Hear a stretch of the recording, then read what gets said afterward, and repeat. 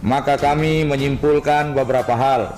Yang pertama adalah kami meminta Bapak Presiden Jokowi untuk mundur secara terhormat dari jabatannya sebagai Presiden, dan hal ini pun kami salurkan kepada DPR RI dan untuk dipikirkan dan untuk dipertimbangkan dan dilakukan pengkajian, dan juga kepada MPR RI supaya hal ini jadi solusi untuk bangsa. Dan kami tetap menyandarkan hal ini kepada tokoh-tokoh bangsa. Jika tidak nampak solusinya, maka kalaupun mesti Presiden mundur dari jabatannya, itu hal langkah yang terbaik, solutif untuk negara, dan itu sangat kami harapkan.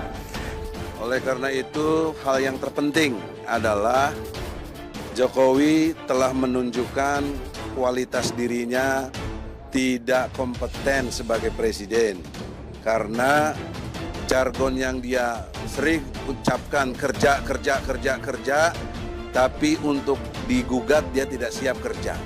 Tidak ada, tidak berani datang, tidak gentle. Kalau dia gentle sebagai presiden, digugat sama rakyatnya, dia datang sendiri. Itu yang idealnya, hukum itu begitu. Bukan ngutus-ngutus orang. Ngutus orang pun nggak punya legalitasnya. Tidak ada surat kuasa, tidak ada surat tugas.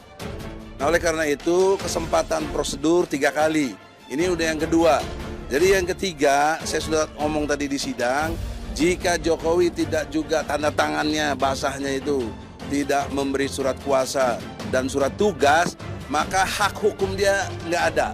Otomatis gugatan kita harus diputuskan dengan secara first take, kita dinyatakan unggul, menang, dan Jokowi harus menyatakan putusannya mengundurkan diri. Itu tuntutan kita, ya. Nah, yang kedua, ini peristiwa 3 hukum dalam konteks jenisnya. 1 hukum perdata, 2 hukum pidana, 3 hukum tata negara. Ini sekaligus berjalin berkelindan. Banyak orang mempersoalkan saya di medsos, saya lihat kayaknya nggak ngerti hukum. Ini pintunya perdata, buktinya diterima sama hakim. Kan hakim terima ini. Disidangkan. Nah, dari peristiwa perdata ini ada unsur pidananya, bisa nanti, itu nanti.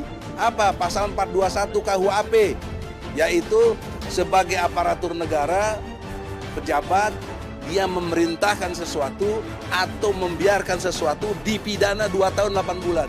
Pasal 421 KUHP. Nah, dia kan jelas banyak memerintah, banyak melakukan satu pembiaran terhadap satu situasi yang ada. Kena dia. Nah, tapi karena mekanisme presiden tidak bisa dipidana, tapi bisanya di impeachment, maka masuklah hukum tata negaranya. Gitu loh. Nah, semua itu bermula dari pengadilan yang bersifat perdata ini. Jadi masyarakat mesti ngerti bahwa kita ini bukannya nggak ngerti hukum, sangat mengerti hukum.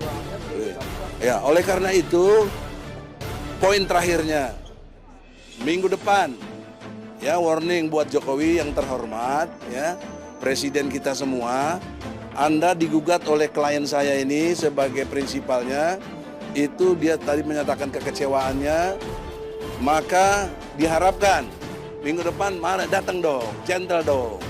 Masa ke NTT jauh-jauh datang, minta 3 periode segala macam, itu hak dia lah. Tapi ke sini kenapa nggak datang? Ini panggilan hukum loh. Jadi kalau tidak datang, melecehkan pengadilan.